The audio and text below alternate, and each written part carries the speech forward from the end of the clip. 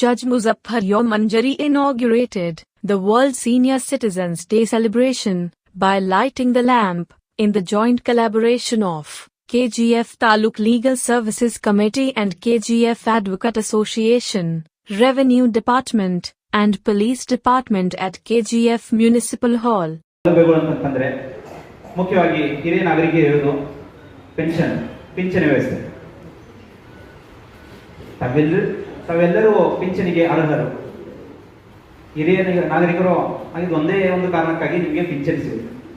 ಆ ಪಿಂಚಣಿಯನ್ನು ನೀವು ಪಡ್ಕೋಬೇಕು ತಾಲೂಕು ಕಚೇರಿ. ಅದನ್ನು ಯಾವ ರೀತಿಯಾಗಿ ಪಡ್ಕೋಬೇಕು, ಹೇಗೆ ಪಡ್ಕೋಬೇಕು ಅದರ ಬಗ್ಗೆ ನಮ್ಮ ತಾಲೂಕು ಕಚೇರಿಯವರು ಹೇಳ್ಕೊಡ್ತಾರೆ. ಅದಲ್ಲದೆ ಬ್ಯಾಂಕ್ ವ್ಯವಸ್ಥೆಯಲ್ಲಿ ಎಷ್ಟೋ ನಿಮಗೆ ಆರ್ಥಿಕವಾಗಿ ಯೋಜನೆಗಳನ್ನು ಸವಲತ್ತುಗಳನ್ನು ಕೊಡ್ತಾರೆ.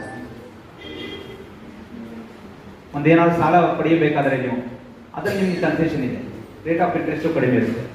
ಒಂದೇನಾದ್ರು ನೀವು ಡಿಪಾಸಿಟ್ ಮಾಡಿದರೆ ಬ್ಯಾಂಕ್ಗಳಲ್ಲಿ ಅದಕ್ಕೂ ನಿಮಗೆ ಇಂಟ್ರೆಸ್ಟ್ ಜಾಸ್ತಿ ಹಾಕ್ಕೊಡ್ತಾರೆ ಹಿರಿಯ ನಾಗರಿಕರಿಗೆ. ಇದಲ್ಲದೆ ನಿಮಗೆ ಸಾರಿಗೆ ವ್ಯವಸ್ಥೆಯಲ್ಲಿ, ಸಾರಿಗೆ ಇಲಾಖೆಯಲ್ಲಿಯೂ ಸಹ ನಿಮಗೆ ಎಷ್ಟೋ ಸವಲತ್ತುಗಳಿವೆ. ಹಿರಿಯ ನಾಗರಿಕರಿಗೆ ಬಸ್ ಪಾಸಿನ ವ್ಯವಸ್ಥೆ ಇದೆ, ಅದನ್ನು ನೀವು ಪಡ್ಕೋಬೇಕು. ನೀವು ಎಲ್ಲಾದರೂ ಒಂದು ಆಸ್ಪತ್ರೆಗೆ, ಸರ್ಕಾರಿ ಆಗಿರ್ಬೋದು ಖಾಸಗಿ ಆಗಿರ್ಬೋದು, ನೀವು ಆಸ್ಪತ್ರೆಗೆ ಒಂದು ಚಿಕಿತ್ಸೆಗಾಗಿ ಹೋದರೂ ಸಹ ಅಲ್ಲಿ ನಿಮಗೆ ಸವಲತ್ತುಗಳಿವೆ. ನಿಮಗೆ ಒಂದು ಆದ್ಯತೆ ನೀಡಿ ನಿಮಗೆ ಚಿಕಿತ್ಸೆ ಕೊಡಬೇಕಾಗುತ್ತದೆ. ನಿಮ್ಮ ಸಲುವಾಗಿ ಬೆಡ್ಸ್ಗಳನ್ನ, ಆಸನಗಳನ್ನ ರಿಸರ್ವ್ ಮಾಡಬೇಕಾಗಿದೆ. ನೀವು ಇದನ್ನೆಲ್ಲ ತಿಳ್ಕೋಬೇಕು. ಈ ಹಕ್ಕನ್ನು ನೀವು ಪಡ್ಕೋಬೇಕು. ನಿಮ್ಮ ಸಲುವಾಗಿ ಇದು ಮಾಡಿರೋದು. ಇಂಥವೆಲ್ಲ ಸುಮಾರು ಸೌಲಭ್ಯಗಳಿವೆ. ಇದೆಲ್ಲ ಬಗ್ಗೆ ನೀವು ತಿಳ್ಕೊಂಡು ನಿಮ್ಮ ಸೌಲಭ್ಯಗಳನ್ನು ಪಡ್ಕೋಬೇಕಂತ ನಾನು ಹೇಳ್ತೇನೆ. ಅದಕ್ಕೂ ಹೆಚ್ಚಾಗಿ ನಮ್ಮಲ್ಲಿ ಹಿರಿಯ ನಾಗರಿಕರಲ್ಲಿ ಒಂದು ಆತ್ಮವಿಶ್ವಾಸ ಬರಬೇಕಾಗಿದೆ. ನಾನು ಮೊದಲು ಹೇಳಿದೆ, ನಾವು ಸಮಾಜಕ್ಕೆ ಹೊರೆಯಲ್ಲ, ಒಂದು ಆಸ್ತಿ. ನಿಮ್ಮಿಂದ ನಮ್ಮ ಸಂಸ್ಕೃತಿ ಎಲ್ಲ ಉಳಿಯೋದು. ಮಕ್ಕಳಲ್ಲಿ ಒಂದು ಒಳ್ಳೆ ಸಂಸ್ಕಾರ ಬರಬೇಕಂತಂದರೆ ಹಿರಿಯರ ಪಾತ್ರ ತುಂಬ ಮುಖ್ಯದು. ಈ ವಯಸ್ಸು ನಮಗೆ ಯಾವುದಕ್ಕೂ ಅಡ್ಡಿ ಆಗಬಾರ್ದು. ನಾವು ಯಾವುದೇ ಕೆಲಸ ಮಾಡುವುದರಲ್ಲಿ, ಸಾಧನೆಗಳನ್ನು ಮಾಡುವುದರಲ್ಲಿ ಯಾವುದಕ್ಕೂ ಅಡ್ಡಿ ಆಗಬಾರ್ದು. ಇಂಥ ಹಲವಾರು ಉದಾಹರಣೆಗಳಿವೆ. ಎಷ್ಟೋ ಜನ ತಮ್ಮ ವಯಸ್ಸನ್ನು ಮೀರಿ ಎಷ್ಟೋ ಸಾಧನೆಗಳನ್ನು ಮಾಡಿದ್ದಾರೆ. ಅದನ್ನೆಲ್ಲ ನಾವು ನೆನೆಸ್ಕೋಬೇಕಾಗುತ್ತೆ ಈ ದಿನ. ಕೆಲವೊಂದು ಉದಾಹರಣೆಗಳನ್ನು ನಾನು ನೋಡಿದ ಪ್ರಕಾರ, ಒಬ್ಬ ವ್ಯಕ್ತಿ ಆಲೋಕ್ ಸಾಗರ್ ಅಂತ, ಅವರು IIT ಪ್ರೊಫೆಸರ್. ಒಂದು ಟ್ರೈಬಲ್ ವಿಲೇಜ್ ಅಲ್ಲಿ ವಾಸಿಸ್ತಾರೆ. ಮಧ್ಯಪ್ರದೇಶ ರಾಜ್ಯದ ಒಂದು ಟ್ರೈಬಲ್ ವಿಲೇಜ್ ಅಲ್ಲಿ ವಾಸಿಸ್ತಾರೆ. ಅವರು ತಮ್ಮ ಜೀವನವನ್ನೇ ಬಡ ಜನರಿಗೆ ಮೀಸಲಿಟ್ಟಿದ್ದಾರೆ. ಅಷ್ಟೇ ಅಲ್ಲ, ಅವರು ಪ್ರಕೃತಿ ತುಂಬಾ ಕೆಲಸಗಳನ್ನು ಮಾಡಿದ್ದಾರೆ. ನಾನು ಓದಿದ ಪ್ರಕಾರ ಅವರು ಸುಮಾರು 50,000ಕ್ಕಿಂತ ಹೆಚ್ಚು ಗಿಡಗಳನ್ನು ನೆಟ್ಟಿದ್ದಾರೆ. ಇದೊಂದು ದೊಡ್ಡ ಸಾಧನೆ. ನಾವು ಮೆಚ್ಚಬೇಕಾಗುತ್ತೆ. ಅವರು ಕೇವಲ ವಯಸ್ಸಾಗಿದ್ದಕ್ಕೆ ಅವರು ತಮ್ಮ ಸಾಧನೆಯನ್ನು ಮಾಡಲು ನಿಲ್ಲಿಸಲಿಲ್ಲ, ಒಳ್ಳೆ ಕೆಲಸಗಳನ್ನು ಮಾಡಿದ್ದಾರೆ ಆ ವಯಸ್ಸಿನಲ್ಲಿ. ಅದೇ ರೀತಿಯಾಗಿ ಓಂಕಾರನಾಥ್ ಶರ್ಮಾ ಅಂತ, ಅವರನ್ನ ಇವರು ಡೆಲ್ಲಿಯವರು, ಅಲ್ಲಿಯ ವಾಸಿ. ಅವರನ್ನ ಮೆಡಿಸಿನ್ ಬಾಬಾ ಅಂತ ಕರೀತಾರೆ. ಅವ್ರನ್ನ. ಅವ್ರಿಗೆ ವಯಸ್ಸಿರೋದು 82 ವರ್ಷ. ಅವ್ರು ಏನ್ ಮಾಡ್ತಾರೆ ಗೊತ್ತಾ? ಜನರು ಯೂಸ್ ಮಾಡದೆ ಇಟ್ಟಿರುವಂತ ಎಲ್ಲ ಮೆಡಿಸಿನ್ಗಳನ್ನು ಪಡ್ಕೋತಾರೆ. ನಮ್ಗೆ ಎಷ್ಟು ಬೇಕಾಗುತ್ತೆ ಅಷ್ಟೇ ನಾವು ಮೆಡಿಸಿನ್ ಮಾಡಿ ಹಾಗೆ ಬೀಸಾಕ್ತೇವಲ್ಲ, ಅದನ್ನೆಲ್ಲ ಅವ್ರು ಕಲೆಕ್ಟ್ ಮಾಡಿಕೊಂಡು ಬಡ ಜನರಿಗೆ ಹಂಚ್ತಾರೆ. ಇಂಥ ಒಂದು ಕೆಲಸ ಮಾಡೋದ್ರಿಂದ ಅವ್ರನ್ನ ಮೆಡಿಸಿನ್ ಬಾಬಾ ಅಂತ ಕರೀತಾರೆ ಡೆಲ್ಲಿಯಲ್ಲಿ. ಇಂಥ ಒಂದು ಸಾಧನೆಯನ್ನು ಮಾಡಿದ್ದಾರೆ ಅವರು. ಜೊತೆಗೆ ಸರ್ದೀಪ್ ದೇಸಾಯಿ ಅಂತ ಪ್ರೊಫೆಸರ್, ಇವರು ಬಹುಶಃ ಇಂಜಿನಿಯರ್ ಆಗಿದ್ರು. ಯುವಕರಾಗಿದ್ದಾಗ ಇಂಜಿನಿಯರ್ ಆಗಿದ್ದರು. ಅದರ ನಂತರ ಅವರು ಸೀನಿಯರ್ ಸಿಟಿಜನ್ ಆದ ನಂತರ ಅವರು ಮುಂಬೈ ಲೋಕಲ್ ಟ್ರೈನ್ಸ್ ಅಲ್ಲಿ ಭಿಕ್ಷೆ ಬೇಡಿ ಶಾಲೆಗಳನ್ನ ನಿರ್ಮಾಣ ಮಾಡಿದ್ದಾರೆ. ಅವರು ಒಂದು ಮಾದರಿ ಸಮಾಜಕ್ಕೆ. ಅಂಥವರಿಂದ ನಾವು ಒಂದು ಕಲ್ಕೋಬೇಕಾಗಿದೆ. ಇಂಥ ಸುಮಾರು ಅಭಾವ. ನಾನು ಒಂದೇ ಒಂದು ನಿಮ್ಗೆ ಹೇಳೋದು, ಸರ್ಕಾರವು ನಿಮ್ಮ ಸಲುವಾಗಿ ತುಂಬಾ ಯೋಜನೆಗಳನ್ನು ತಂದಿದೆ, ಸೌಲಭ್ಯಗಳನ್ನು ತಂದಿದೆ. ಅದನ್ನೆಲ್ಲ ನೀವು ತಿಳ್ಕೋಬೇಕು. ನಿಮ್ಮಿಂದ ಸಮಾಜಕ್ಕೆ ಒಳ್ಳೆ ಆಗೋದನ್ನು ನೀವು ಮಾಡಬೇಕು.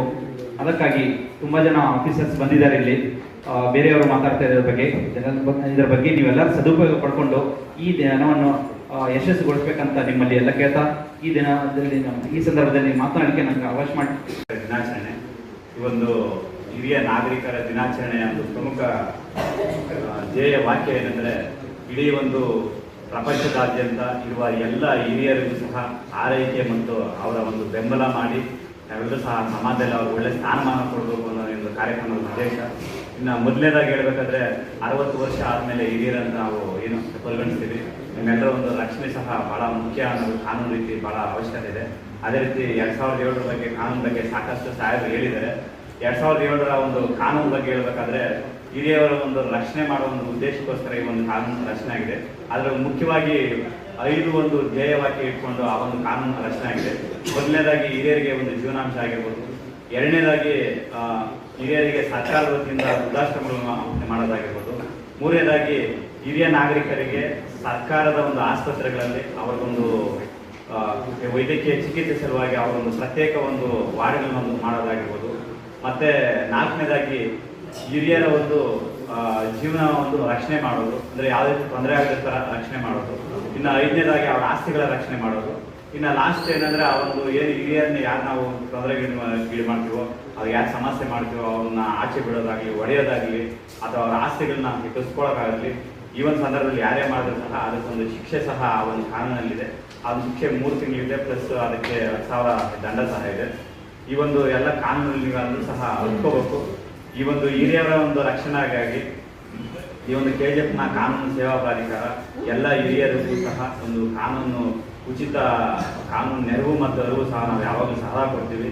ಅದು ಒಂದು 24/7 ಒಂದು ಏನೊಂದು ಅಡಿಯಲ್ಲಿ ಹಿರಿಯ ನಾಗರಿಕರಿಗೆ ಏನೇ ಒಂದು ಸಮಸ್ಯೆ ಬಂದರೂ ಸಹ ಈ ಒಂದು ನ್ಯಾಯಾಲಯಗಳಾಗಿರ್ಬೋದು, ಅದೇ ರೀತಿ ಒಬ್ಬ ಅಧೀಕ್ಷಕರು ಸಹ ಎಲ್ಲ ಠಾಣೆಗಳಿಗೂ ಅವರು ಈಗಾಗಲೇ ಮಾಹಿತಿ ಕೊಟ್ಟಿದ್ದಾರೆ. ಏನು ಹಿರಿಯ ನಾಗರಿಕರಿಗೆ ಸಂಬಂಧಪಟ್ಟಂತೆ ಅವರಲ್ಲಿ ಒಂದು ಲೀಸ್ಟ್ ಸಹ ಇರ್ತೈತೆ. ಆ ಲೀಸ್ಟಲ್ಲಿ ಏನು ಇದು ಒಂಟಿ ಮನೆಗಳಲ್ಲಿ ಯಾರು ಹಿರಿಯರು ವಾಸ ಮಾಡ್ತಾರೋ ಅವರೊಂದು ಅವರು ಒಂದು ಗ್ರೂಪ್ ಮಾಡಿ ವಾಟ್ಸಪ್ ಗ್ರೂಪ್ ಮಾಡ್ತಾರೆ. ಅದೇ ರೀತಿ ರಿಜಿಸ್ಟರ್ ಮಾಡ್ತಾರೆ. ನಿಮ್ಗೇನಾದ್ರು ಸಮಸ್ಯೆಗಳಾದರೆ ಅದನ್ನ ಕೂಡಲೇ ಅವ್ರು ತಿಳಿಸಿದ್ದಾದ್ರೆ ಅಥವಾ ನಮ್ಮ ಒಂದು ನ್ಯಾಯಾಲಯಕ್ಕೆ ಬಂದು ಕಾನೂನು ಸೇವಾ ಪ್ರಾಧಿಕಾರ ತಿಳಿಸಿದ್ದಾದ್ರೆ ನಿಮ್ಮ ರಕ್ಷಣೆಗೆ ನಾವು ಎಷ್ಟು ತ್ವರಿತ ಆಗ್ತದೆ ಅಷ್ಟು ಬೇಗ ನಾವು ರಕ್ಷಣೆ ಮಾಡ್ತೀವಿ. ಅದೊಂದು ವಿಷಯ ಹೇಳಕ್ಕೆ ಇಷ್ಟಪಡ್ತೀನಿ.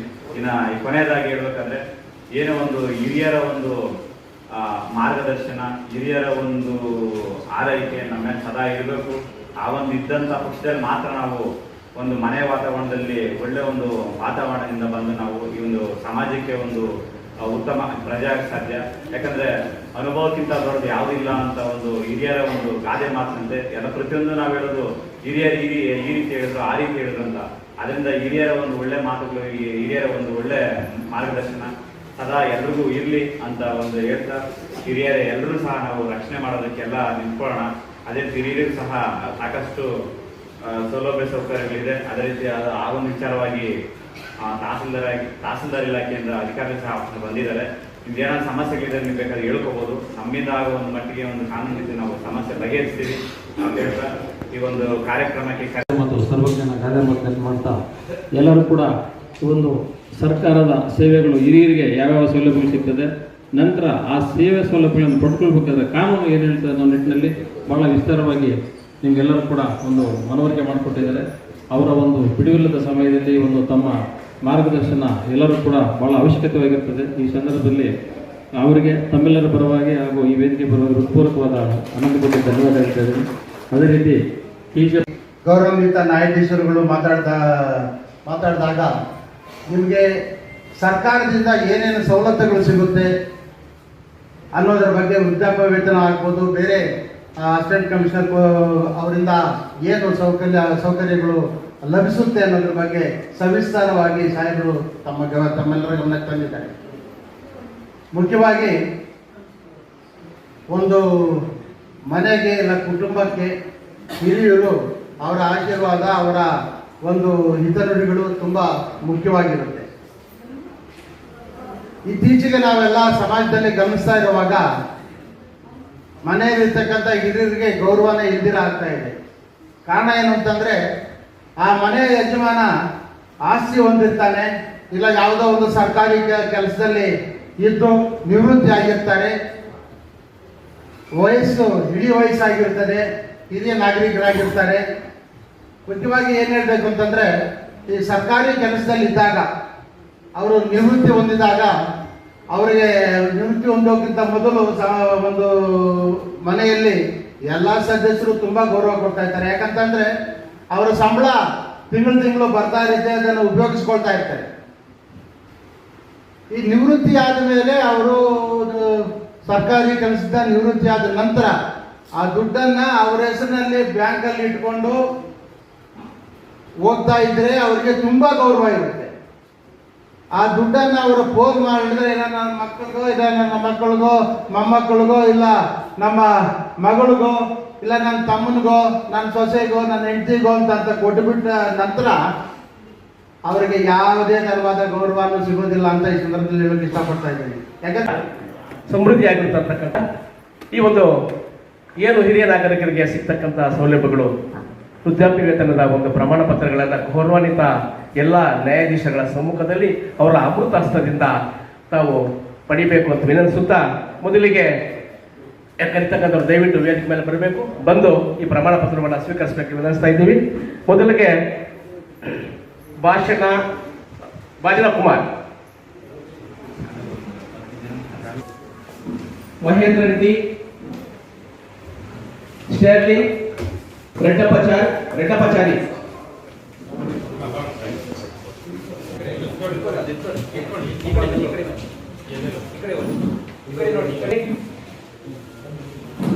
ಮುಲ್ಲೇಶ್ವಮ್ಮ, ಗೋಪಾಲ್ ರೆಡ್ಡಿ,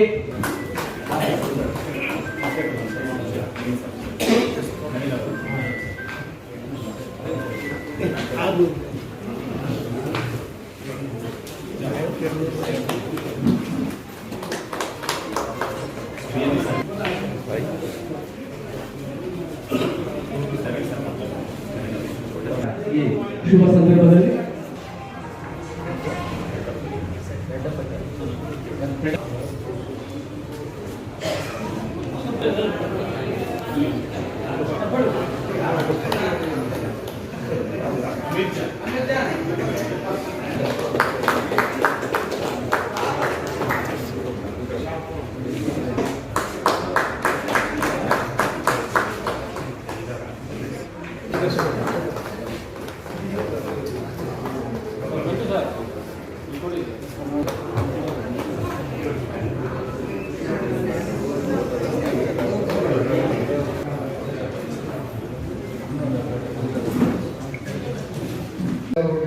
ಲಾಗಿನ್ ಆದರೆ ನಮ್ಮ ಕಡೆಯಿಂದ ಎಲ್ಲರಷ್ಟೇ ಪೊಲೀಸ್ ಇಲಾಖೆ ಸಿಗ್ತದೆ ಅಂತ ಇದು ಹೊಸ ಒಂದು ಸ್ಕೀಮ್ ನಮಗೆಲ್ಲ ಇದ್ದೀವಿ.